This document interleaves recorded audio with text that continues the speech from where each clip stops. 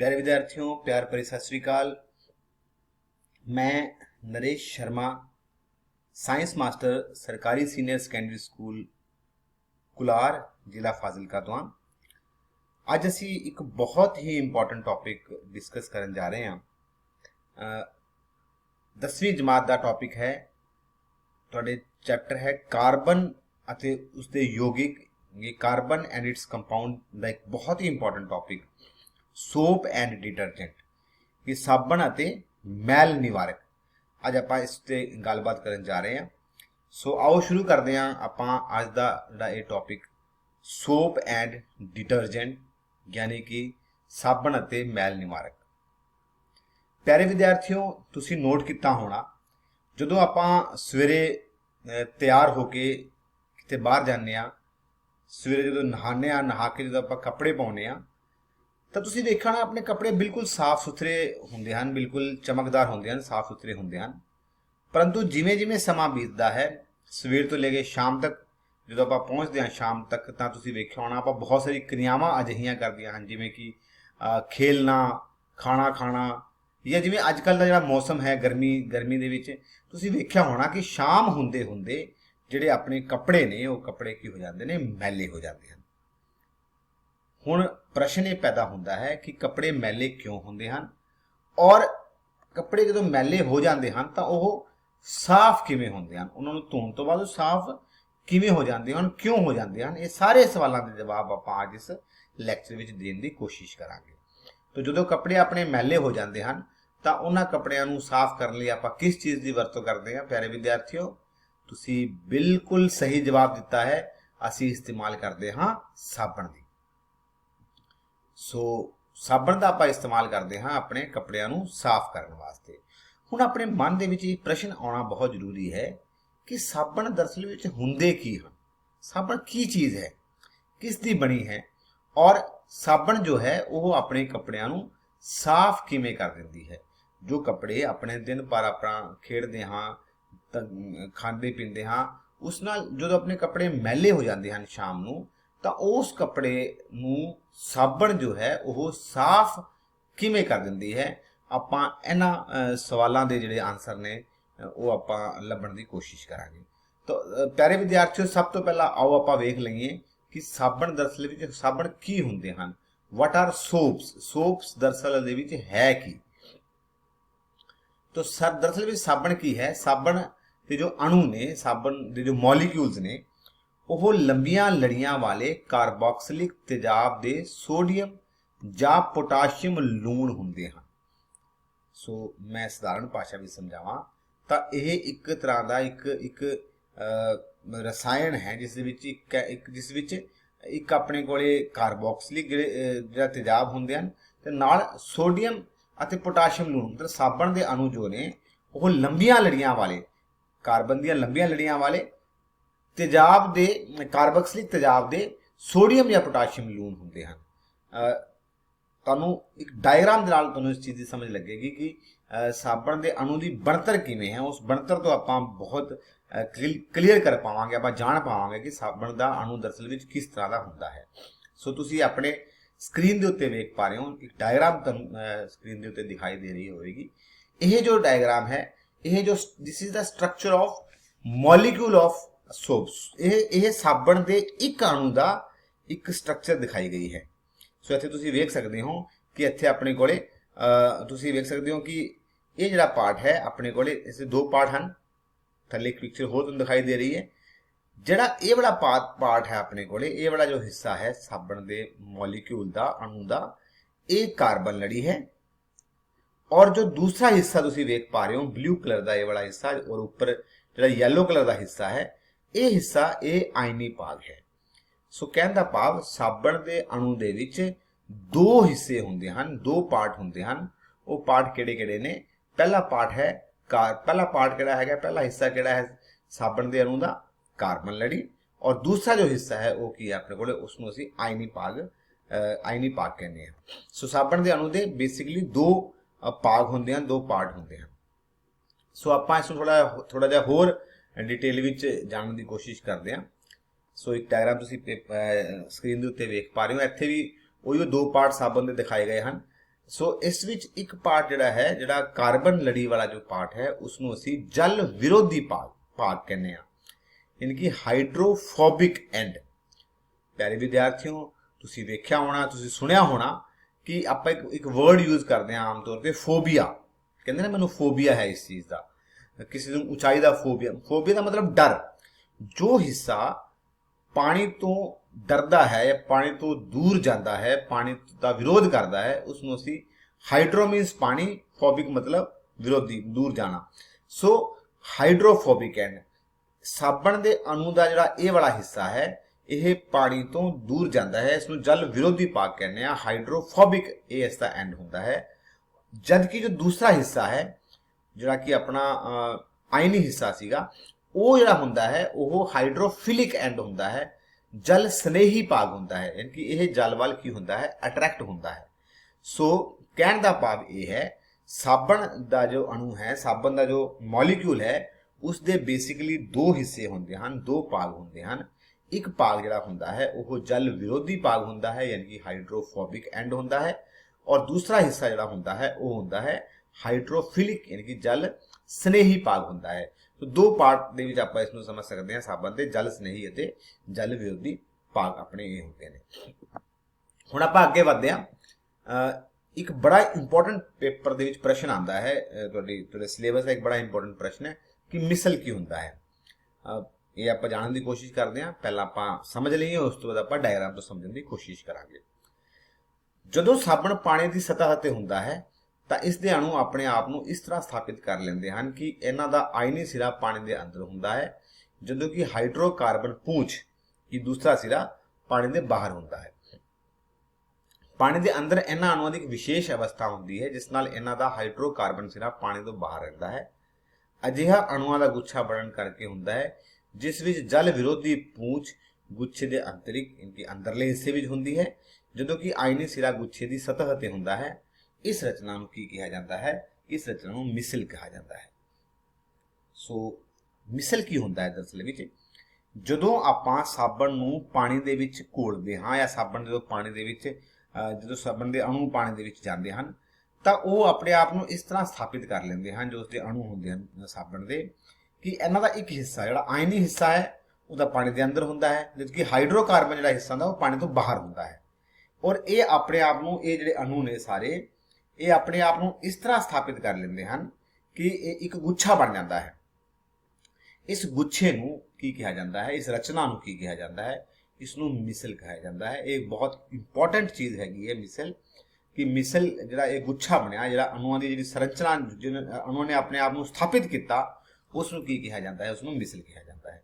ਆਓ ਆਪਾਂ ਇਸ ਨੂੰ ਇੱਕ ਡਾਇਗਰਾਮ ਦੇ ਨਾਲ ਵੇਖਣ ਦੀ ਕੋਸ਼ਿਸ਼ ਕਰਦੇ ਹਾਂ, ਸਮਝਣ ਦੀ ਕੋਸ਼ਿਸ਼ ਕਰਦੇ ਹਾਂ।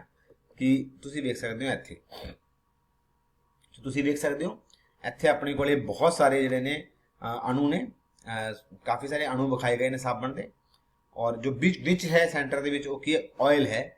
ਸੋ ਜਿਹੜਾ ਆਇਨੀ ਹਿੱਸਾ ਹੈ ਉਹ ਪਾਣੀ ਦੇ ਵਿੱਚ ਜਿਹੜਾ ਹੈ ਉਹ ਡਿਸੋਲਵ ਹੋ ਜਾਏਗਾ, ਖੁੱਲ ਜਾਏਗਾ, ਜਲ ਸਨੇਹੀ ਹਿੱਸਾ ਹੋਏਗਾ। जबकि जो हाइड्रोकार्बन हिस्सा है, जो कार्बन लड़ी है, जो हाइड्रोफोबिक पार्ट है, वो पानी तो दूर जाएगा और ये अपने आप ਨੂੰ ਇਸ ਤਰ੍ਹਾਂ ਨਾਲ ਇਹ ਸਥਾਪਿਤ ਕਰ ਲੈਣਗੇ ਕਿ ਇੱਕ ਰਚਨਾ ਬਣ ਜਾਏਗੀ। ਇਸ ਰਚਨਾ ਨੂੰ ਅਸੀਂ ਕੀ ਕਹਿੰਦੇ ਹਾਂ? ਮਿਸਲ ਦਾ ਬਣਨਾ ਕਹਿੰਦੇ ਹਾਂ। ਪੇਪਰ ਦੇ ਵਿੱਚ ਅਗਰ ਤੁਹਾਨੂੰ ਪ੍ਰਸ਼ਨ ਆਉਂਦਾ ਹੈ ਮਿਸਲ ਦੀ ਸਟਰਕਚਰ ਬਣਾ ਕੇ ਦਿਖਾਓ, ਤਾਂ ਤੁਸੀਂ ਜੋ ਡਾਇਗਰਾਮ ਤੁਸੀਂ ਟੀਵੀ ਉੱਤੇ ਵੇਖ ਪਾ ਰਹੇ ਹੋ, ਇਹ ਡਾਇਗਰਾਮ ਤੁਸੀਂ ਪੇਪਰ ਦੇ ਵਿੱਚ ਬਣਾ ਸਕਦੇ ਹੋ। ਫਾਰਮੇਸ਼ਨ ਆਫ ਮਿਸਲ ਦਾ ਬਣਨਾ। ਆਓ ਆਪਾਂ ਇਸ ਨੂੰ ਇੱਕ ਐਨੀਮੇਸ਼ਨ ਦੇ ਨਾਲ ਆਪਾਂ ਸਮਝਣ ਦੀ ਕੋਸ਼ਿਸ਼ ਕਰਦੇ ਹਾਂ ਕਿ ਐਨੀਮੇਸ਼ਨ ਰਾਹੀਂ ਆਪਾਂ ਇਸ ਨੂੰ ਇੱਕ ਵੀਡੀਓ ਦੇ ਰਾਹੀਂ ਸਮਝਣ ਦੀ ਕੋਸ਼ਿਸ਼ ਕਰਦੇ ਹਾਂ। ਤੁਸੀਂ ਵੇਖ ਸਕਦੇ ਹੋ ਇੱਥੇ ਜੀ ਕਿ ਇਸ ਤਰ੍ਹਾਂ ਨਾਲ ਕਾਫੀ ਸਾਰੇ, ਦੇਖੋ ਇਹ ਜਿਹੜਾ ਇਹ ਇੱਕ ਅਣੂ ਜਿਹੜਾ ਹੈ ਉਸ ਵਿੱਚ ਇੱਕ ਯੈਲੋ ਪਾर्ट है और एक ग्रीन पार्ट है, एक पीला हिस्सा है, एक हरा हिस्सा है। जो पीला हिस्सा है उसमें असी जो अपना हाइड्रोफोबिक पार्ट है अपना, और जबकि जो हरा हिस्सा उसमें अपना हाइड्रोफिलिक पार्ट, इनकी जल स्नेही पार्ट कह सकते हैं। ये आपस में अपने आप में एवें व्यवस्थित कर लेते हैं कि एक गुच्छा बन, तुसीं देख सकते गुच्छा एक बॉल जी बन गई है। इस बॉल नूं की कहा जाता है? इस बॉल नूं असी मिसल कहने आ।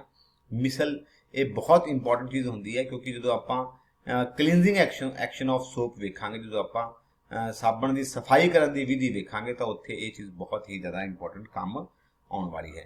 ਸੋ ਤੁਸੀਂ ਹੁਣ ਤੱਕ ਸਮਝ ਚੁੱਕੇ ਹੋ ਕਿ ਮਿਸਲ ਕੀ ਹੁੰਦਾ ਹੈ, ਸਾਬਣ ਕੀ ਹੁੰਦਾ ਹੈ, ਸਾਬਣ ਦੇ ਅਣੂ ਦੀ ਬਣਤਰ ਕਿਵੇਂ ਹੁੰਦੀ ਹੈ, ਔਰ ਸਾਬਣ ਦੇ ਵਿੱਚ ਕਿਹੜੇ ਕਿਹੜੇ ਦੋ ਭਾਗ ਹੁੰਦੇ ਹਨ। ਆਓ ਹੁਣ ਆਪਾਂ ਅੱਗੇ ਵਧਦੇ ਹਾਂ। ਹੁਣ ਆਪਾਂ ਵੇਖਦੇ ਹਾਂ, ਹੁਣ ਆਪਣੇ ਜਿਵੇਂ ਤੁਹਾਨੂੰ ਮੈਂ ਸਟਾਰਟਿੰਗ ਦੇ ਵਿੱਚ ਪਹਿਲਾਂ ਹੀ ਦੱਸਿਆ ਸੀ ਕਿ ਤੁਹਾਡੇ ਮਨ ਵਿੱਚ ਇਹ ਪ੍ਰਸ਼ਨ ਆਉਣਾ ਚਾਹੀਦਾ ਹੈ ਕਿ ਸਾਬਣ ਜਿਹੜੀ ਹੈ ਉਹ ਆਪਣੇ ਮੈਲ ਨੂੰ ਕਿਵੇਂ ਸਾਫ਼ ਕਰ ਦਿੰਦੀ ਹੈ, ਆਪਣੇ ਜਿਹੜੀ ਕੱਪੜਿਆਂ ਦੇ ਜੋ ਮੈਲ ਹੁੰਦੀ ਹੈ, ਡਰਟ ਹੁੰਦੀ ਹੈ, ਜੋ ਉਹਨੂੰ ਸਾਫ਼ ਕਿਵੇਂ ਕਰ ਦਿੰਦੀ ਹੈ, ਕੀ ਪ੍ਰੋਸੈਸ ਹੁੰਦਾ ਹੈ। ਸੋ ਹੁੰਦਾ ਕੀ ਹੈ, ਬਹੁਤ ਕਰਕੇ ਜੋ ਮੈਲ ਤੇਲ ਵਾਲੀ ਹੁੰਦੀ ਹੈ, ਮਤਲਬ ਦੇਖੋ ਅਗਰ ਆਪਣੇ ਕੱਪੜਿਆਂ ਦੇ ਮਿੱਟੀ ਵਗੈਰਾ ਜੰਮੇਗੀ ਤਾਂ ਆਪਾਂ ਝਾੜਾਂਗੇ ਤਾਂ ਉਤਰ ਜਾਏਗੀ। ਲੇਕਿਨ ਅਗਰ ਆਪਣੇ ਕੱਪੜੇ ਦੇ ਉੱਤੇ ਜਾਂ ਆਪਣੇ ਕਿਸੇ ਉਸ ਕੱਪੜੇ ਦੇ ਉੱਤੇ ਕੋਈ ਆਇਲ ਦੀ ਡ੍ਰੌਪ ਹੈਗੀ ਹੈ, ਕੋਈ ਗਰੀਸੀ ਚੀਜ਼ ਹੈਗੀ ਹੈ, ਕੋਈ ਚਿਕਨਾਈ ਵਾਲੀ ਚੀਜ਼ ਹੈਗੀ ਹੈ, ਤਾਂ ਉਹ ਡਰਟ ਜਿਹੜੀ ਹੈਗੀ ਹੈ, ਮਿੱਟੀ ਦੀ, ਉਹ ਚਿਪਕ ਜਾਏਗੀ ਉਸ ਨਾਲ। ਸੋ ਜਿਹੜੀ ਮੈਲ ਹੁੰਦੀ ਹੈ ਉਸ ਦਾ ਬੇਸਿਕ ਕਾਰਨ ਕੀ ਹੁੰਦਾ ਹੈ, ਤੇਲ ਹੁੰਦਾ ਹੈ। ਬੇਸਿਕਲੀ ਆਪਣੇ ਬਾਡੀ ਦੇ ਵਿੱਚੋਂ ਵੀ ਇੱਕ ਆਇਲ ਦਾ ਸਿਕ੍ਰੀਸ਼ਨ ਹੁੰਦਾ ਰਹਿੰਦਾ, ਨਿਕਲਦਾ ਰਹਿੰਦਾ ਹੈ। ਗਰਮੀਆਂ ਦੇ ਵਿੱਚ ਕਿਉਂਕਿ ਗਰਮੀ ਕਾਫੀ ਹੁੰਦੀ ਹੈ ਤਾਂ ਸਿਕ੍ਰੀਸ਼ਨ ਜ਼ਿਆਦਾ ਹੁੰਦਾ, ਇਸ ਲਈ ਆਪਣੇ ਕੱਪੜੇ ਗਰਮੀਆਂ ਦੇ ਵਿੱਚ ਜੋ ਨੇ ਉਹ ਜ਼ਿਆਦਾ ਮੈਲੇ ਹੁੰਦੇ ਨੇ ਐਜ਼ ਕੰਪੇਅਰ ਟੂ ਸਰਦੀਆਂ ਦੇ ਵਿੱਚ।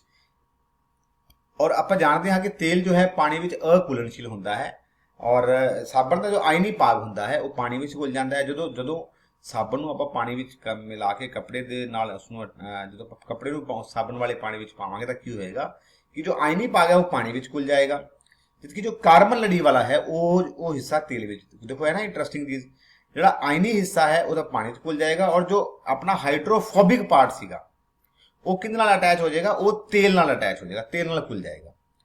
ਇਸ ਪ੍ਰਕਾਰ ਕੀ ਬਣ ਜੂਗੀ ਕਿ ਮਿਸਲਈ ਰਚਨਾ ਬਣ ਜੂਗੀ, ਜਿਵੇਂ ਆਪਾਂ ਪਿਛਲੀ ਐਨੀਮੇਸ਼ਨ ਵਿੱਚ ਵੇਖਿਆ। ਤੇ ਇੱਥੇ ਕੀ ਹੋਏਗਾ, ਜਿੱਥੇ ਅਣੂ ਦਾ ਇੱਕ ਸਿਰਾ ਤੇਲ ਦੇ ਕੰਨ ਵੱਲ ਅਤੇ ਇੱਕ ਸਿਰਾ ਬਾਹਰ ਵੱਲ ਹੋਏਗਾ ਆਪਣੇ। ਇਸ ਪ੍ਰਕਾਰ ਸਾਬਣ ਮਿਸਲ ਮੈਲ ਨੂੰ ਆਪਣੇ ਵਿੱਚ ਘੋਲਣ ਵਿੱਚ ਸਹਾਇਤਾ ਕਰਦਾ ਹੈ। ਹੁਣ ਹੋਏਗਾ ਕਿ ਜੋ ਤੇਲ ਜੋ ਆਪਣੇ ਪਾਣੀ ਵਿੱਚ ਅਘੁਲਣਸ਼ੀਲ ਸੀ, ਹੁਣ ਇੱਕ ਤਰ੍ਹਾਂ ਨਾਲ ਇੱਕ ਅਟੈਚਮੈਂਟ ਕਰਕੇ, ਮਿਸਲ ਸੰਰਚਨਾ ਕਰਕੇ ਉਹ ਹੁਣ ਸਾਬਣ ਉਹਦੇ ਨਾਲ ਡਿਜ਼ੋਲਵ, ਉਹਦੇ ਨਾਲ ਜੋ ਸਾਬਣ ਦਾ ਜੋ ਸੋਲੂਸ਼ਨ ਹੈ ਉਸ ਨਾਲ ਉਸ ਵਿੱਚ ਘੁਲ ਜਾਏਗਾ। ਔਰ ਜਦੋਂ ਆਪਾਂ ਰਿੰਜ਼ ਕਰਾਂਗੇ ਕੱਪੜਿਆਂ ਨੂੰ, ਥੋੜਾ ਰਗੜਾਂਗੇ ਆਪਾਂ, ਤਾਂ ਇਹ ਜਿਹੜਾ ਹੈ ਉਹਦੇ ਵਿੱਚ ਡੀਟੈਚ ਹੋ ਜਾਏਗਾ, ਅਲੱਗ ਹੋ ਜਾਏਗਾ ਮੈਲ। ਔਰ ਜਦੋਂ ਆਪਾਂ ਪਾਣੀ ਨੂੰ ਦੇ ਵਿੱਚ ਕੱਪੜੇ ਨੂੰ ਰਿੰਜ਼ ਕਰਾਂਗੇ, ਖੰਗਾਲਾਂਗੇ ਪਾਣੀ ਦੇ ਵਿੱਚ ਕੱਪੜਿਆਂ ਨੂੰ, ਤਾਂ ਕੀ ਹੋਏਗਾ, ਜਿਹੜੀ ਮੈਲ ਹੈ ਉਹ ਉਸ ਤੋਂ ਬਾਹਰ ਆ ਜਾਏਗੀ, ਕੱਪੜਿਆਂ ਤੋਂ ਬਾਹਰ ਆ ਜਾਏਗੀ। ਸੋ ਕਿੰਨਾ ਬਿਊਟੀਫੁਲ, ਕਿੰਨਾ ਸੁੰਦਰ ਤਰੀਕੇ ਦੇ ਨਾਲ ਜਿਹੜੀ ਹੈ ਉਹ ਸਾਬਣ ਮੈਲ ਦੀ ਜਿਹੜੀ ਹੈ ਉਹ ਸਫਾਈ ਕਰ ਦਿੰਦੀ ਹੈ। ਆਓ ਆਪਾਂ ਡਾਇਗਰਾਮ ਨਾਲ ਵੇਖਣ ਦੀ ਕੋਸ਼ਿਸ਼ ਕਰਦੇ ਹਾਂ ਕਿ ਡਾਇਗਰਾਮ ਦੇ ਵਿੱਚ ਆਪਾਂ ਕਿਵੇਂ ਵੇਖ ਸਕਦੇ ਹਾਂ। ਆਪਾਂ ਤੁਸੀਂ ਵੇਖ ਸਕਦੇ ਹੋ ਕਿ ਇੱਥੇ ਆਪਾਂ ਡਾਇਗਰਾਮ ਦੇ ਵਿੱਚ ਵੇਖ ਸਕਦੇ ਹਾਂ ਕਿ ਥੱਲੇ ਆਪਣੇ ਕੋਲ ਕਲੀਨ ਸਰਫੇਸ ਹੈਗਾ, ਬਿਲਕੁਲ ਸਾਫ਼ ਸਰਫੇਸ ਹੈ। ਉੱਪਰ ਜਿਹੜਾ ਯੈਲੋ ਕਲਰ ਦਾ ਤੁਸੀਂ ਦੇਖ ਪਾ ਰਹੇ ਹੋ ਉਹ ਕੀ ਹੈ, ਆਪਣੇ ਕੋਲ ਇਹ ਗਰੀਸ ਜਾਂ ਕੋਈ ਮੈਲ, ਕੋਈ ਆਇਲ ਵਾਲੀ ਚੀਜ਼ ਹੈ। ਔਰ ਜਿਹੜਾ ਤੁਸੀਂ ਉੱਪਰ ਵੇਖ ਪਾ ਰਹੇ ਹੋ ਇਹ ਜਿਹੜੇ ਨੇ ਇਹ ਕਿਸ ਦੇ ਮੋਲੀਕਿਊਲਸ ਨੇ, ਕਿਸ ਦੇ ਅਣੂ ਨੇ, ਇਹ ਸਾਬਣ ਦੇ ਅਣੂ ਨੇ। ਇਹ ਸਾਬਣ ਦੇ ਅਣੂ ਜਿਹੜੇ ਨੇ ਅਟੈਚ ਹੋ ਜਾਂਦੇ ਨੇ ਇਸ ਦੇ ਨਾਲ, ਗਰੀਸ ਦੇ ਨਾਲ ਅਟੈਚ ਹੋ ਜਾਂਦੇ ਨੇ। ਇਹਨਾਂ ਦਾ ਇੱਕ ਪਾਰਟ ਪਾਣੀ ਨਾਲ ਅਟੈਚ ਹੈ, ਔਰ ਇਸ ਤਰ੍ਹਾਂ ਨਾਲ ਇੱਕ ਕੀ ਬਣ ਜਾਂਦੀ ਹੈ, ਇੱਕ ਮਿਸਲਈ ਰਚਨਾ ਬਣ ਜਾਂਦੀ ਹੈ, ਮਿਸਲ ਦੀ ਫਾਰਮੇਸ਼ਨ ਹੋ ਜਾਂਦੀ ਹੈ। ਔਰ ਇਸ ਤਰੀਕੇ ਨਾਲ ਜਦੋਂ ਆਪਾਂ ਉਸ ਨੂੰ ਥੋੜਾ ਜਿਹਾ ਰਬ ਕਰਦੇ ਆ ਕੱਪੜੇ ਨੂੰ, ਤਾਂ ਕੀ ਹੁੰਦਾ ਹੈ, ਵਾਟ ਹੈਪਨਸ ਕਿ ਜਿਹੜਾ ਮੈਲ ਹੈ ਉਹ ਸਰਫੇਸ ਤੋਂ ਕੀ ਹੁੰਦਾ ਹੈ, ਅਲੱਗ ਹੋ ਜਾਂਦਾ ਹੈ, ਬਾਹਰ ਚਲਾ ਜਾਂਦਾ ਹੈ। ਸੋ ਦਿਸ ਇਜ਼ ਹਾਊ, ਇਹ ਇਸ ਤਰੀਕੇ ਦੇ ਨਾਲ ਸਾਬਣ ਜਿਹੜੀ ਹੈ ਉਹ ਚੀਜ਼ਾਂ ਨੂੰ ਸਾਫ਼ ਕਰਦੀ ਹੈ, ਕੱਪੜਿਆਂ ਨੂੰ ਸਾਫ਼ ਕਰਦੀ ਹੈ। So this is a one diagram. ਇੱਕ ਡਾਇਗਰਾਮ ਤੁਹਾਨੂੰ ਦਿਖਾਈ ਹੈ ਪੇਪਰ ਦੇ ਵਿੱਚ, ਅਗਰ ਇੱਕ ਕੁਐਸਚਨ ਆ ਜਾਂਦਾ ਹੈ ਕਿ ਡਾਇਗਰਾਮ ਬਣਾ ਕੇ ਸਮਝਾਓ, ਤਾਂ ਤੁਸੀਂ ਇਹ ਡਾਇਗਰਾਮ ਪੇਪਰ ਦੇ ਵਿੱਚ ਬਣਾ ਸਕਦੇ ਹੋ। ਜਾਂ ਇਸ ਨੂੰ ਥੋੜਾ ਹੋਰ ਵਧੀਆ ਤਰੀਕੇ ਦੇ ਨਾਲ ਆਪਾਂ ਇੱਕ ਡਾਇਗਰਾਮ ਹੋਰ ਵੀ ਹੈ, ਇਹ ਡਾਇਗਰਾਮ ਤੁਹਾਡੇ ਬੁੱਕ ਦੇ ਵਿੱਚ ਵੀ ਅਵੇਲੇਬਲ ਹੈਗੀ ਹੈ। ਤੁਹਾਡੇ ਬੁੱਕ ਦੇ ਵਿੱਚ ਇਹ ਡਾਇਗਰਾਮ ਹੈਗੀ ਹੈ, ਇੱਥੇ ਵੀ ਦਿਖਾਇਆ ਗਿਆ ਹੈ ਕਿ ਆਪਣੇ ਕੋਲ ਇੱਕ ਆਪਣੇ ਕੋਲ ਮੈਲ ਹੈ। ਇਹ ਜਿਹੜੇ ਪਾਰਟ ਦਿਖਾਏ ਗਏ ਨੇ, these all are the part of molecules ਹੈਗੇ ਨੇ। ਕਿਸ ਦੇ ਮੋਲੀਕਿਊਲਸ ਨੇ, ਸਾਬਣ ਦੇ ਮੋਲੀਕਿਊਲਸ ਨੇ। ਇੱਥੇ ਮਿਸ ਉਹੀ ਉਸ ਦੇ ਨਾਲ ਉਹ ਅਟੈਚ ਹੋ ਰਹੇ ਨੇ, ਆਇਲ ਦੇ ਨਾਲ ਅਟੈਚ ਹੋ ਰਹੇ ਨੇ, ਉਸ ਮੈਲ ਦੇ ਨਾਲ ਅਟੈਚ ਹੋ ਰਹੇ ਨੇ, ਔਰ ਅਲਟੀਮੇਟਲੀ ਜਿਹੜਾ ਹੈ ਉਹ ਬਾਹਰ ਨਿਕਲ ਰਿਹਾ ਹੈ ਮੈਲ। ਸੋ ਦਿਸ ਇਜ਼ ਆਲਸੋ, ਤੁਸੀਂ ਇਸ ਤਰੀਕੇ ਦੇ ਨਾਲ ਵੀ ਡਾਇਗਰਾਮ ਬਣਾ ਕੇ ਪੇਪਰ ਦੇ ਵਿੱਚ ਦਿਖਾ ਸਕਦੇ ਹੋ। ਦੇਰ ਇਜ਼ ਅਨਦਰ, ਇੱਕ ਹੋਰ ਆਪਣੇ ਕੋਲ ਡਾਇਗਰਾਮ ਹੈ, ਉੱਥੋਂ ਵੀ ਤੁਸੀਂ ਸਮਝ ਸਕਦੇ ਹੋ, ਜਾਂ ਤੁਸੀਂ ਇਸ ਤਰੀਕੇ ਨਾਲ ਬਣਾ ਸਕਦੇ ਹੋ। ਤਾਂ ਸੇਮ ਹੇਅਰ, ਇੱਥੇ ਵੀ ਉਹੀ ਚੀਜ਼ ਹੈਗੀ ਹੈ। ਇਹ ਆਪਣੇ ਕੋਲ ਆਇਲ ਦੀ ਡ੍ਰੌਪ ਹੈ, ਡਰਟ ਹੈ, ਅੱਗੇ ਇਹ ਤੁਹਾਡੇ ਕੋਲ ਮੋਲੀਕਿਊਲਸ ਨੇ, ਅਣੂ ਨੇ, ਕਿਸ ਦੇ ਅਣੂ ਨੇ, ਸਾਬਣ ਦੇ ਅਣੂ ਨੇ, ਅਟੈਚ ਹੋ ਰਹੇ ਨੇ। ਅਟੈਚ ਹੋਣ ਤੋਂ ਬਾਅਦ ਸਭ ਮੈਲ ਨੂੰ ਕੀ ਕਰ ਰਹੇ ਨੇ, ਬਾਹਰ ਕਰ ਰਹੇ ਨੇ। ਸੋ ਦਿਸ ਇਜ਼ ਹਾਊ ਜਿਹੜੀ ਸਾਬਣ ਹੈ ਉਹ ਕੱਪੜਿਆਂ ਨੂੰ ਕੀ ਕਰ ਦਿੰਦੀ ਹੈ, ਸਾਫ਼ ਕਰ ਦਿੰਦੀ ਹੈ। ਸੋ ਇੱਕ ਵਾਰ ਆਪਾਂ ਰੀਕੈਪ ਲੈ ਲਈ ਜਲਦੀ ਕਿ ਹੁਣ ਤੱਕ ਆਪਾਂ ਕੀ ਕੀਤਾ ਹੈ। ਸੋ ਪਿਆਰੇ ਵਿਦਿਆਰਥੀਓ, ਤੁਹਾਨੂੰ ਹੁਣ ਤੱਕ ਅੱਛੀ ਤਰ੍ਹਾਂ ਸਮਝ ਆ ਗਿਆ ਵੀ ਆਪਾਂ ਕੀ ਕੁਝ ਕੀਤਾ। ਆਪਾਂ ਸਾਬਣ ਬਾਰੇ ਪੜ੍ਹਿਆ ਔਰ ਸਾਬਣ ਦੀ ਕਲੀਨਜ਼ਿੰਗ ਐਕਸ਼ਨ ਬਾਰੇ ਪੜ੍ਹਿਆ। सो हुण तक आपां जो पढ़िया है वो की पढ़िया है कि साबण की हुंदे हन, साबण दे किहड़े किहड़े भाग हुंदे हन, और साबण जो है वो उसके हाइड्रोफिलिक पार्ट किहड़ा है, हाइड्रोफोबिक पार्ट किहड़ा है। फिर आपां मिसल की गल की और फिर आपां साबण द्वारा सफाई करने की क्रिया की गल की। हुण आपां एक बड़े ही इंटरस्टिंग चीज़ वाल वधदे हां अगे। ਤੁਸੀਂ ਨੋਟ ਕੀਤਾ ਹੋਣਾ ਕਈ ਵਾਰ ਕੀ ਹੁੰਦਾ ਹੈ ਜਦੋਂ ਅਸੀਂ ਨਲਕੇ ਦੇ ਪਾਣੀ ਦੇ ਵਿੱਚ ਸਾਬਣ ਨਾਲ ਹੱਥ ਧੋਣ ਦੀ ਕੋਸ਼ਿਸ਼ ਕਰਦੇ ਹਾਂ ਤਾਂ ਆਪਣੀ ਸਾਬਣ ਜਿਹੜੀ ਹੈ ਉਹ ਫਟ ਜਾਂਦੀ ਹੈ, ਜਾਂ ਆਪਾਂ ਜਦੋਂ ਨਲਕੇ ਦੇ ਪਾਣੀ ਦੇ ਵਿੱਚ, ਜ਼ਮੀਨ ਦੇ ਪਾਣੀ ਦੇ ਵਿੱਚ, ਖਾਰੇ ਪਾਣੀ ਦੇ ਵਿੱਚ ਜਦੋਂ ਆਪਾਂ ਕੱਪੜੇ ਧੋਣ ਦੀ ਕੋਸ਼ਿਸ਼ ਕਰਦੇ ਹਾਂ ਸਾਬਣ ਨਾਲ ਤਾਂ ਸਾਬਣ ਜਿਹੜੀ ਉਹ ਝੱਗ ਨਹੀਂ ਬਣਾਉਂਦੀ। ਸੋ ਅਜਿਹਾ ਕਿਸ ਲਈ ਹੁੰਦਾ ਹੈ? ਆਪਾਂ ਆਮ ਤੌਰ ਤੇ ਸੁਣਦੇ ਹਾਂ ਕਿ ਕਹਿੰਦੇ ਕਿ ਸਾਬਣ ਫਟ ਗਈ, ਸਾਬਣ ਫਟ ਜਾਂਦੀ ਹੈ। ਸੋ ਅਜਿਹਾ ਕਿਉਂ ਹੁੰਦਾ ਹੈ? ਸਾਬਣ ਕਿਉਂ ਫਟ ਜਾਂਦੀ ਹੈ? ਪਹਿਲਾਂ ਆਪਾਂ ਵੇਖ ਲਈਏ ਸਾਬਣ ਫਟਦੀ ਕਿਉਂ ਹੈ, ਸਾਬਣ ਖਾਰੇ ਪਾਣੀ ਨਾਲ ਝੱਗ ਕਿਉਂ ਨਹੀਂ ਬਣਾਉਂਦੀ, ਔਰ ਫਿਰ ਆਪਾਂ ਇਸ ਦਾ ਸੋਲੂਸ਼ਨ, ਇਸ ਸਮੱਸਿਆ ਦਾ ਹੱਲ ਲੱਭਣ ਦੀ ਕੋਸ਼ਿਸ਼ ਕਰਾਂਗੇ। ਸੋ ਸਭ ਤੋਂ ਪਹਿਲਾਂ ਆਪਾਂ ਵੇਖ ਲਈਏ ਕਿ ਜਿਹੜਾ ਹੈ ਸਾਬਣ ਕੀ ਹੁੰਦਾ ਹੈ, ਸਾਬਣ ਭਾਰੇ ਪਾਣੀ ਦੇ ਵਿੱਚ ਜਾਂ ਖਾਰੇ ਪਾਣੀ ਦੇ ਵਿੱਚ ਕਿਉਂ ਨਹੀਂ ਝੱਗ ਬਣਾਉਂਦੀ। ਤਾਂ ਇਸ ਤੋਂ ਪਹਿਲਾਂ ਆਪਾਂ ਨੂੰ ਇਹ ਪਤਾ ਹੋਣਾ ਚਾਹੀਦਾ ਕਿ ਖਾਰਾ ਪਾਣੀ ਜਾਂ ਭਾਰਾ ਪਾਣੀ ਐਕਚੁਅਲੀ ਦੇ ਵਿੱਚ ਹੁੰਦਾ ਕੀ ਹੈ, ਦਰਅਸਲ ਦੇ ਵਿੱਚ ਹੁੰਦਾ ਕੀ ਹੈ। ਦਰਅਸਲ ਦੇ ਵਿੱਚ ਭਾਰੇ ਪਾਣੀ ਦਾ ਮਤਲਬ ਹੁੰਦਾ ਹੈ ਜਿਸ ਪਾਣੀ ਦੇ ਵਿੱਚ ਕੈਲਸ਼ੀਅਮ ਅਤੇ ਮੈਗਨੀਸ਼ੀਅਮ ਵਰਗੇ ਲੂਣ ਜਿਹੜੇ ਹੈ ਉਹ ਪ੍ਰੈਜ਼ੈਂਟ ਹੋਣ, ਪਹਿਲਾਂ ਤੋਂ ਹੀ ਪ੍ਰੈਜ਼ੈਂਟ ਹੋਣ, ਜ਼ਿਆਦਾ ਮਾਤਰਾ ਦੇ ਵਿੱਚ ਪ੍ਰੈਜ਼ੈਂਟ ਹੋਣ, ਤਾਂ ਉਸ ਨੂੰ ਅਸੀਂ ਕਹਿੰਦੇ ਹਾਂ, ਉਸ ਨੂੰ ਅਸੀਂ ਕੈਟਾਗਰਾਈਜ਼ ਕਰ ਦਿੰਦੇ ਹਾਂ ਕਿਸ ਦੇ ਵਿੱਚ? ਭਾਰੇ ਪਾਣੀ ਦੇ ਵਿੱਚ। ਸੋ ਜਿਹੜਾ ਭਾਰਾ ਪਾਣੀ ਹੁੰਦਾ ਹੈ ਉਸ ਵਿੱਚ ਕੈਲਸ਼ੀਅਮ ਅਤੇ ਮੈਗਨੀਸ਼ੀਅਮ ਵਰਗੇ ਲੂਣ ਪ੍ਰੈਜ਼ੈਂਟ ਹੁੰਦੇ ਹਨ। ਜਦੋਂ ਸਾਬਣ ਨੂੰ ਆਪਾਂ ਉਸ ਨਾਲ ਘੋਲਦੇ ਹਾਂ ਤਾਂ ਜੋ ਸਾਬਣ ਦਾ ਜੋ ਅਣੂ ਹੈ, ਸਾਬਣ ਦੇ ਜੋ ਪ੍ਰਤੀਕਿਰਿਆ ਕਰਦਾ ਹੈ ਇਹਨਾਂ ਲੂਣਾਂ ਦੇ ਨਾਲ। ਕਿਹੜੇ ਲੂਣਾਂ ਦੇ ਨਾਲ? ਜੋ ਲੂਣ ਭਾਰੇ ਪਾਣੀ ਦੇ ਵਿੱਚ ਮੌਜੂਦ ਸਨ ਉਹਨਾਂ ਨਾਲ ਪ੍ਰਤੀਕਿਰਿਆ ਕਰਦਾ ਹੈ ਅਤੇ ਇੱਕ ਅਘੁਲਣਸ਼ੀਲ ਪਦਾਰਥ ਬਣਾਉਂਦਾ ਹੈ ਜਿਸ ਨੂੰ ਅਸੀਂ ਸਕਮ ਕਹਿੰਦੇ ਹਾਂ, ਸਕਮ ਬਣਾਉਂਦਾ ਹੈ। ਔਰ ਜਦੋਂ ਕਿਉਂਕਿ ਉਹ ਚੀਜ਼ ਪਾਣੀ ਵਿੱਚ ਅਘੁਲਣਸ਼ੀਲ ਹੈ ਉਹ ਥੱਲੇ ਬੈਠ ਜਾਂਦੀ ਹੈ ਔਰ ਆਪਾਂ ਕਹਿੰਦੇ ਹਾਂ ਕਿ ਸਾਬਣ ਜੋ ਹੈ ਉਹ ਫਟ ਗਈ ਹੈ, ਸਾਬਣ ਝਾਗ ਨਹੀਂ ਬਣਾ ਰਹੀ ਹੈ। ਸੋ ਇਹ ਕਾਰਨ ਹੁੰਦਾ ਹੈ ਕਿ ਜਿਹੜੀ ਸਾਬਣ ਹੁੰਦੀ ਹੈ ਉਹ ਭਾਰੇ ਪਾਣੀ ਦੇ ਵਿੱਚ ਝੱਗ ਨਹੀਂ ਬਣਾਉਂਦੀ। ਜਾਂ ਆਪਾਂ ਮੋਟੇ ਸ਼ਬਦਾਂ ਵਿੱਚ ਮੇਨ ਅਗਰ ਆਪਾਂ ਮੋਟੇ ਸ਼ਬਦਾਂ ਵਿੱਚ ਗੱਲ ਕਰੀਏ ਤਾਂ ਕਹਿਣ ਦਾ ਭਾਵ ਇਹ ਹੈ ਕਿ ਜਿੱਥੇ ਭਾਰਾ ਪਾਣੀ ਆ ਜਾਵੇਗਾ ਉੱਥੇ ਸਾਬਣ ਅਸਰਦਾਰ ਨਹੀਂ ਰਹੇਗਾ, ਸਾਬਣ ਨਾਲ ਆਪਾਂ ਕੱਪੜੇ ਨਹੀਂ ਧੋ ਸਕਦੇ। ਸੋ ਫਿਰ ਇਸ ਦਾ ਹੱਲ ਕੀ ਹੈ? ਸੋ ਇਸ ਦਾ ਹੱਲ ਹੈ ਮੈਲ ਨਿਵਾਰਕ। ਮੈਲ ਨਿਵਾਰਕ ਦੇ ਨਾਲ ਇਸ ਸਮੱਸਿਆ ਦਾ ਹੱਲ ਲੱਭਿਆ ਜਾ ਸਕਦਾ ਹੈ। ਮੈਲ ਨਿਵਾਰਕ ਨੂੰ ਇੰਗਲਿਸ਼ ਦੇ ਵਿੱਚ ਡਿਟਰਜੈਂਟਸ ਕਹਿੰਦੇ ਨੇ। ਤੁਸੀਂ ਵੇਖਿਆ ਹੋਣਾ ਟੀਵੀ ਦੇ ਉੱਤੇ ਕਾਫੀ ਸਾਰੀ ਐਡਸ ਆਉਂਦੀਆਂ ਨੇ ਡਿਟਰਜੈਂਟਸ ਦੀਆਂ। डिटर्जेंट पाउडर भी आते हैं, डिटर्जेंट के केक्स यानी कि कहने का मतलब टिक्कियां की फॉर्म के साबण की तरह भी आपको डिटर्जेंट्स मिलते हैं। सो आओ वेखिए आप डिटर्जेंट्स दरअसल की होंगे हैं। सो डिटर्जेंट की है वो भी सेम उस तरीके साबण वर्गे ही होंगे हैं। मैल निवारक कार्बन लंबी लड़ी वाले कार्बोक्सिलिक तेजाबा के गुण के आम करके अमोनीयम और सल्फोनेट लूण होंगे हैं। उत्थे लूण चेंज हो गए अपने को। इत्थे किहड़े आम करके किहड़े लूण होंदे हन? अमोनीयम अते सल्फोनेट लूण होंदे हन। हुंदा उस तरीके नाल ही है, उन्हां विच भी उवें एक लड़ी हुंदी है कार्बन दी और एक साइड ते लूण होंदे हन। इत्थे भी एवें हुंदा है, पर इत्थे की हुंदा है जिहड़े लूण ने वो अमोनीयम अते सल्फोनेट लूण होंदे हन। सो आपां इसदी स्ट्रक्चर वेखण दी कोशिश करिए, स्ट्रक्चर नाल आपां नूं ज़्यादा क्लैरिटी हो पाएगी। So this is the structure of मैल निवारक दी डिटर्जेंट दी जिहड़ी स्ट्रक्चर है इस विच भी उही जो है तुसीं वेख सकते हो। ये वाला जो पार्ट है वो हाइड्रोफोबिक पार्ट है, कार्बन की लड़ी है, और जो ये वाला पार्ट है ये हाइड्रोफिलिक पार्ट है। सेम उवें हुंदा है, एक हाइड्रोफोबिक पार्ट हुंदा है, एक हाइड्रोफिलिक पार्ट हुंदा है, एक पार्ट पानी दे जल स्नेही हुंदा है, एक पार्ट जल विरोधी हुंदा है। काम इसका लगभग उवें हुंदा है, साबण की तरह हुंदा है, बस बेसिक जिहड़ा डिफरेंस है उस इसकी कंपोजिशन विच है कि इस विच जिहड़े लूण हुंदे हन वो वाले नहीं हुंदे जो साबण के केस विच हुंदे हन। इसलिए ये भारे पानी के भी जो है वो झग बना सकता है, उत्थे भी ये असरदार होता है। तो दिस इज ये अपने डिटर्जेंट बारे गल की आप। नाउ हुण अपने को एक बहुत ही इंपॉर्टेंट वेरी इंपॉर्टेंट चीज़ आप करन जा रहे हैं जो कि पेपर के वार वार पूछी जाती है, बार बार इस आधारित क्वेश्चन आता है कि साबण अते मैल निवारक विच अंतर की होता है, difference between soap and detergent. This is very important question, तुसी कापी ते नोट कर लो इस चीज़ को, बहुत इंपॉर्टेंट है और वार वार पेपर के पूछा जाता है। बड़ा आसान है जी। सो सब तो पहले आप साबण ते मैल निवारक के डिफरेंस कर लीए। जो पहला डिफरेंस है वो डेफिनेशन तो ही आपको क्लैरिटी हो गई सी कि साबण के अणु लंबियां लड़ियां वाले कार्बोक्सिलिक तेजाब के सोडियम या पोटाशियम लूण होंदे हन। और उधर की सी अपने को मैल निवारक कार्बन लंबी लड़ी वाले ਕਾਰਬੋਕਸਿਲਿਕ ਤੇਜ਼ਾਬਾਂ ਦੇ ਗੁਣ ਦੇ ਆਮ ਕਰਕੇ ਅਮੋਨੀਅਮ ਅਤੇ ਸਲਫੋਨੇਟ ਲੂਣ ਹੁੰਦੇ ਹਨ। ਉੱਥੇ ਸੋਡੀਅਮ ਜਾਂ ਪੋਟਾਸ਼ੀਅਮ ਲੂਣ ਨੇ, ਇੱਥੇ ਅਮੋਨੀਅਮ ਅਤੇ ਸਲਫੋਨੇਟ ਲੂਣ ਹਨ। ਬਾਕੀ ਕੋਈ ਡਿਫਰੈਂਸ ਨਹੀਂ। ਦਿਸ ਇਜ਼ ਇਹ ਆਪਣੇ ਕੋਲ ਡਿਫਰੈਂਸ ਹੈਗਾ ਕਿ ਸਾਲਟ ਦਾ ਲੂਣ ਦਾ ਡਿਫਰੈਂਸ ਹੈਗਾ। So this is the first step. Definition ਪਹਿਲਾਂ ਵੀ ਕਰ ਚੁੱਕੇ ਹਾਂ। ਸੋ ਇਹ ਪਹਿਲਾ जो डिफरेंस है वो डेफिनेशन ही अपनी आ जाएगी। दूसरा है, दूसरी बहुत इंपॉर्टेंट है, भी ਆਪਾਂ ਗੱਲ ਕਰ ਚੁੱਕੇ ਹਾਂ। ਸਾਬਣ ਜੋ ਹੈ ਉਹ ਕਠੋਰ ਪਾਣੀ ਵਿੱਚ ਝੱਗ ਨਹੀਂ ਬਣਾਉਂਦੇ, ਭਾਵ ਕਠੋਰ ਪਾਣੀ ਵਿੱਚ ਅਸਰਦਾਰ ਨਹੀਂ ਹੁੰਦੇ। ਸਾਬਣ ਜੋ ਹੁੰਦਾ ਹੈ ਉਹ ਕਠੋਰ ਪਾਣੀ ਵਿੱਚ ਝੱਗ ਨਹੀਂ ਬਣਾਏਗਾ, ਕਠੋਰ ਪਾਣੀ ਵਿੱਚ ਅਸਰਦਾਰ ਨਹੀਂ ਹੋਵੇਗਾ, ਇਹ ਕੰਮ ਨਹੀਂ ਕਰੇਗਾ ਉੱਥੇ। ਜਦਕਿ ਦੂਸਰੇ ਪਾਸੇ ਮੈਲ ਨਿਵਾਰਕ ਕੀ ਹੈ, ਇਹ ਕਠੋਰ ਪਾਣੀ ਵਿੱਚ ਝੱਗ ਬਣਾਉਂਦੇ ਹਨ, ਭਾਵ ਕਿ ਕਠੋਰ ਪਾਣੀ ਵਿੱਚ ਵੀ ਅਸਰਦਾਰ ਹੁੰਦੇ ਹਨ। ਇਸ ਨੂੰ ਆਪਾਂ ਉੱਥੇ ਵੀ ਆਪਾਂ ਯੂਜ਼ ਕਰ ਸਕਦੇ ਹਾਂ ਜਿੱਥੇ ਕਿ ਇਹ ਆਪਣਾ ਪਾਣੀ ਭਾਰਾ ਹੈ। ਸਾਬਣ ਜੈਵ ਵਿਘਟਨਸ਼ੀਲ ਹੁੰਦੇ ਹਨ। ਦਿਸ ਇਜ਼ ਵੈਰੀ ਇੰਪੋਰਟੈਂਟ, ਇਹ ਬਹੁਤ ਇੰਪੋਰਟੈਂਟ ਪੁਆਇੰਟ ਹੈ। ਜੈਵ ਵਿਘਟਨਸ਼ੀਲ ਹੁੰਦੇ ਹਨ, ਬਾਇਓਡੀਗ੍ਰੇਡੇਬਲ ਹੁੰਦੇ ਹਨ। ਕਹਿਣ ਦਾ ਭਾਵ ਇਹ ਹੈ ਕਿ ਇਹ ਜਦੋਂ ਜ਼ਮੀਨ ਵਿੱਚ ਚਲੇ ਜਾਣਗੇ ਸਾਬਣ, ਤਾਂ ਇਹ ਹੌਲੀ ਹੌਲੀ ਕੁਦਰਤੀ ਤੌਰ ਤੇ ਡੀਕੰਪੋਜ਼ ਹੋ ਜਾਣਗੇ, ਖਤਮ ਹੋ ਜਾਣਗੇ। ਮੈਲ ਨਿਵਾਰਕ ਜੋ ਹੁੰਦੇ ਹਨ ਉਹ ਜੈਵ ਵਿਘਟਨਸ਼ੀਲ ਨਹੀਂ ਹੁੰਦੇ, ਬਾਇਓਡੀਗ੍ਰੇਡੇਬਲ ਨਹੀਂ ਹੁੰਦੇ, ਉਹ ਖਤਮ ਨਹੀਂ ਹੁੰਦੇ, ਕਿਉਂਕਿ ਇਹ ਕੈਮੀਕਲੀ ਸਿੰਥੇਸਾਈਜ਼ ਹੁੰਦੇ ਹਨ, ਇਸ ਲਈ ਇਹ ਵਾਤਾਵਰਨ ਵਾਸਤੇ ਨੁਕਸਾਨਦਾਇਕ ਹੈ। So this is very important, ਆਪਣੇ ਵਾਸਤੇ ਬਹੁਤ ਇੰਪੋਰਟੈਂਟ ਚੀਜ਼ ਆ ਗਈ ਜੀ। ਬੜਾ ਇੰਪੋਰਟੈਂਟ ਕੁਐਸਚਨ ਔਰ ਬੜਾ ਆਸਾਨ ਹੈ। ਮੇਰੇ ਖਿਆਲ ਨਾਲ ਤੁਹਾਨੂੰ ਸਾਰਿਆਂ ਨੂੰ ਯਾਦ ਹੋ ਗਿਆ ਹੋਏਗਾ ਕਿ ਪਹਿਲਾਂ ਤਾਂ ਆਪਾਂ ਡੈਫੀਨੇਸ਼ਨ ਯਾਦ ਕਰ ਲਾਂਗੇ, ਆਪਣੇ ਕੋਲ ਇੱਕ ਪੁਆਇੰਟ ਡਿਫਰੈਂਸ ਦਾ ਹੋ ਜਾਏਗਾ।